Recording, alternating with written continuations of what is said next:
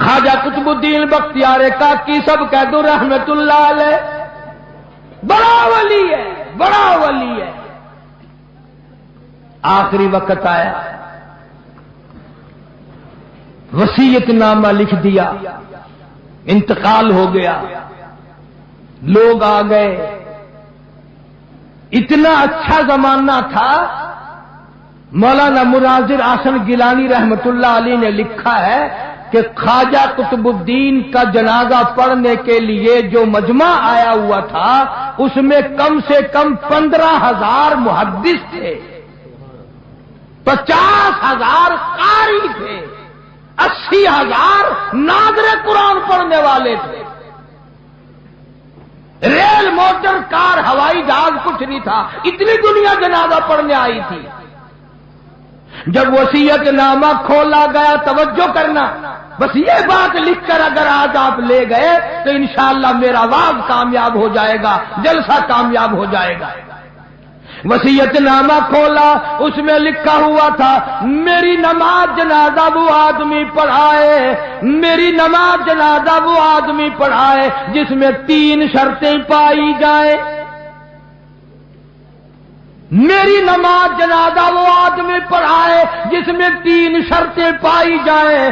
پہلی شرط یہ ہے ساری زندگی میں، ساری جوانی میں آج تک ایک دن بھی اس کی جماعت کی نماز تو کیا تکبیر اولا بھی فوت نہ ہوئی ہو۔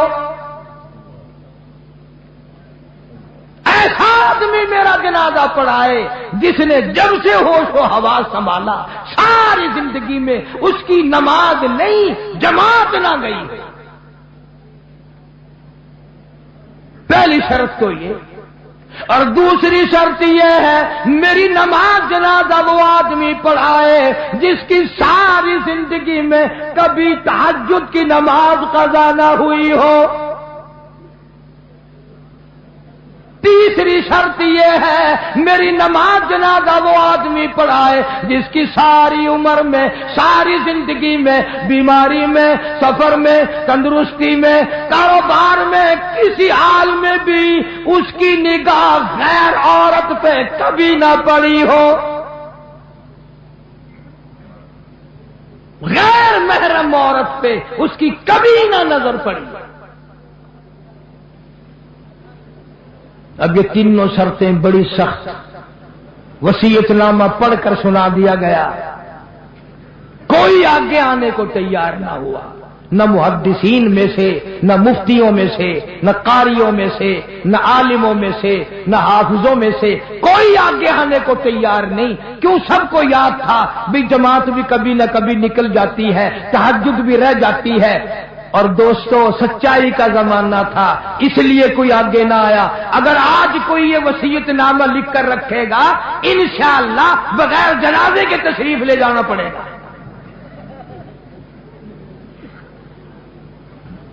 اگر آج کر ایسا وصیت نامہ بھی لکھو گے، ایسا ملا آگے آئے گا جس نے کبھی فرض بھی نہیں پڑے، وہ کہے گا چلو چھوڑو یار، اور نہیں اخبار میں فوٹو تو آئے گا۔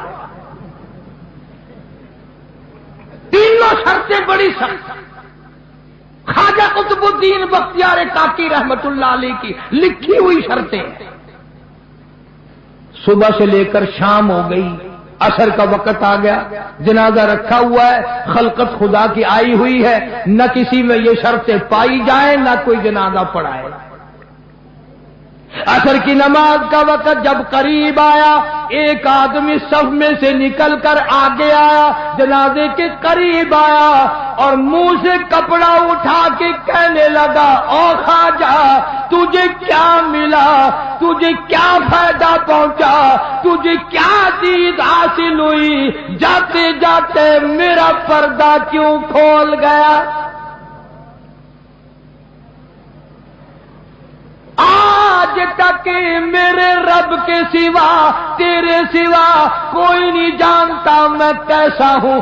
آج تو نے میرا راز کھول دیا. میں سمجھتا ہوں کس کو لکھ کے گئے ہو, کس سے جنازہ پڑھوانا چاہتے ہو. مجھے پتا چل گیا تھا پر میں اپنے آپ کو چھپانا چاہتا تھا. او خواجہ مجھے دنیا میں کیوں ذلیل کر دیا. اب دو باتیں ہیں, اگر میں اپنا راز بچاؤں تیرا جنازہ پڑھانے والا کوئی نہیں, اور اگر تیرا جنازہ پڑھاؤں میرا راز نہیں بچتا.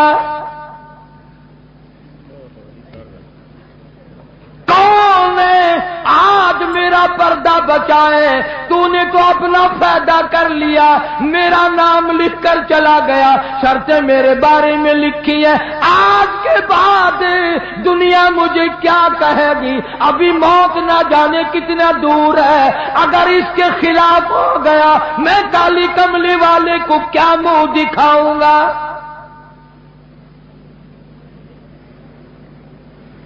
صفے بنوائی, جنازہ پڑھا دیا. اور پشاور کے لوگوں, تم میں لکھے پڑے لوگ بھی ہوں گے, میں تاریخ کی طرف سے ذمہ داری سے کہتا ہوں کسی نے اعتراض نہیں کیا کہ تیرے اندر یہ شرطیں نہیں پائی جاتی. اب جس نے جنازہ پڑھایا تم یہ سوچ رہے ہوگے کہ پتہ نہیں کس خانقاہ کا ولی ہوگا, کون مفتی ہوگا, کتنا بڑا پیر ہوگا, کتنا بڑا بزرگ ہوگا, خدا جانے پہاڑوں میں رہتا ہوگا. نہیں, اسی وقت میں جب یہ خواجہ کا انتقال ہوا ہے, فوت ہوئے ہیں, عین اسی وقت کا حکمراں دلی کے تخت پہ بادشاہت کرنے والا خواجہ شمس الدین التمش تھا. کبھی بادشاہ ایسے ہوا کرتے تھے کہ ان کی جماعت کی نماز نہ جاتی تھی, کبھی تہجد قضا نہیں ہوتی تھی, کبھی غیر عورت پہ اس کی نگاہ نہیں پڑتی تھی. آج غریبوں, مزدوروں اور ملازموں تم سارا دن بدنیتی سے 100 عورتوں کو تاڑتے ہو, اور مرتے وقت تمہیں کیا ملے گا؟